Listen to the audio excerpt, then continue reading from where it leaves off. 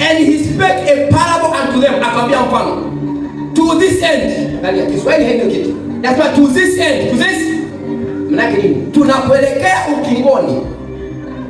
Tunapoelekea mwisho wa dunia. Tunapoelekea siku zetu zinapoendelea kusonga. To this end. Yaani kadiri unazidi kuendelea mbele na maisha yako. To this end. Angalia. That men. Sema men. Sema men. Ukisha anza kujielewa, wewe sio tena mtoto, bali ni men. Sema men. Sema amemani. Watoto wadogo ndio ambao hawaomba. Ukisha fika level ya kujitambua, maombi inakuwa ni necessity, ni lazima, sio ombi.